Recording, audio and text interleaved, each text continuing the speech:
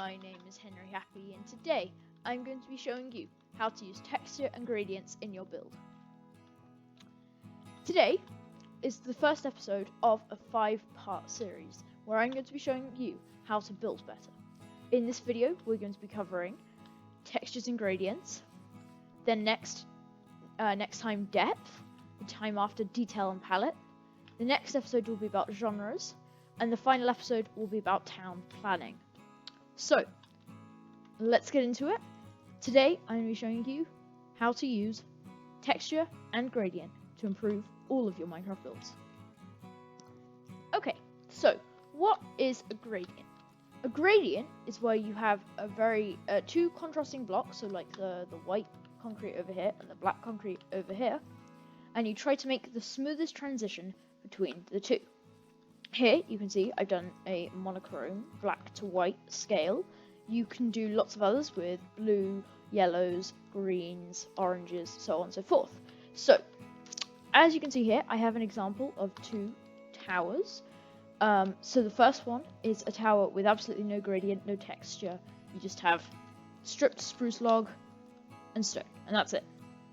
And then a tiny bit of planks at the top, just to add some extra detail. And then over here, we have one which has a gradient. We have the oak log, the stripped spruce log, the spruce planks, and then stone bricks to stone to andesite.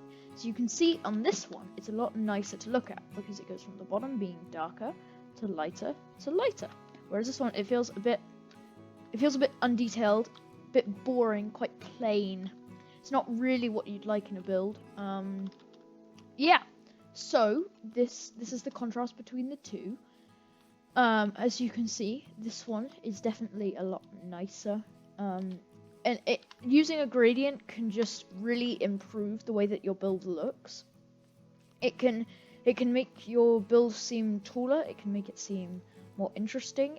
It can make it seem like it has a lot of detail when in actuality it really doesn't, because they do look quite different. This one looks a lot nicer than this one. Right, so that's the comparison.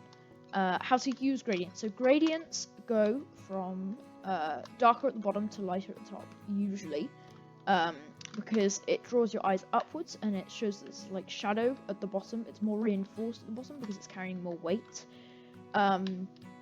So here I've done stone bricks to stone to andesite, like I said before. And what you do is you do a ring like this, or however you want to do, whatever shape you're doing, sorry. And then you just build in random sections like this. Just make kind of like a jagged pattern, say like that. And then you place the next one on top, fill it all the way up, fill in all of the gaps like this. Oh, sorry. Fill in all of the gaps, and then fill in a layer on top of these gaps, like this. And then you do exactly the same thing. So you make the jagged looking pattern over and over and over and over again. And then you add the next layer. So that's how to do the gradient. As you can see, this looks quite similar to this. Okay. As you can see, I've used 3 blocks in this tower. You could use as many as you want. However, you don't want to do a full gradient from black to white, because first of all, it has to be incredibly tall to do that. And also, you wouldn't really have a building that's this dark and then this light. So it's just a very subtle change, but it does make a huge difference. Okay, so now I'm going to show you how I've used it in a build. So this is the build I've created. I have done a castle. So to start with, the floor, just around this path, I've used green concrete powder, green wool, moss, and grass blocks. So this video isn't all about gradients. You can also use texture. So as you can see here, we have very nice textures going all the way around. Yeah, so those are the textures. So I've used all of these colors to create a kind of, it kind of makes it feel like it's popping out at you, because if it was just a flat surface like over here, it feels very flat, whereas here it feels like it has more life, it has more variation, more colour. It doesn't look quite as sterile as this. It feels more alive, more natural to have multiple colours as opposed to just a single bleak grass.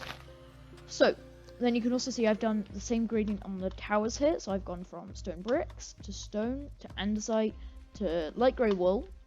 And then at the very top, I've used deep slate to show there's a shadow.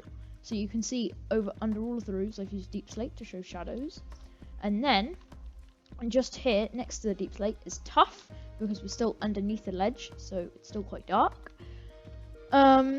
Yes, and then I've used texture in here with the stripped spruce wood, along with other woods, so you can put those wherever you like. It's quite hard on these windows because there isn't very much space, but I've done it on the roof up here. I've used trapdoors too because they add some texture. Over here you can see I've done the floor inside of the turret multicolours. Lots of people, well, not multicolored, but textured again. So because people would have walked on it, it'll be uneven. It's not totally flat. So textures generally just like rough up the edges of builds, but not in a bad way. In a way that makes it look more natural. So they're quite good if you're doing a natural build, if you're doing an old build. Say you're doing a modern house though, you don't want to use gradients because modern houses aren't supposed to be worn down. They're supposed to be quite sterile, quite pristine, quite specialized, I suppose. Anyway, so then on the path, I've used another gradient. This is a great, another texture. This is a great path texture because it contains rooted dirt, granite, stripped jungle, and jungle planks. So these kind of go in a gradient like this. It's not a particularly nice gradient, but it does work incredibly well with going from this like lighter to red, and it adds some more detail, interest into the bottom of the build. This whole point of texture is just to add as much detail as possible into a build, because you can add as many little bits like this and like this, little decorations, but if they all look the same color, your build is going to look incredibly boring. So, ideally, this is what this video is supposed to show you, is that you need to use different blocks to show different texture. So here as well, you can see I've not only used the deep slate upwards like this, I've used it sideways, I've used it forwards, so you get lots of different colors, variation. And so yeah, that is this build. I've also used it in the flags, actually, I forgot to mention that. Flags up here, so the lighter bit, red concrete powder, darker bit, red wool, because it's in the shade of the rest of the flag. So, I do believe that is the end of the video. If you really liked it, then make sure to subscribe. Please like. The video takes ages.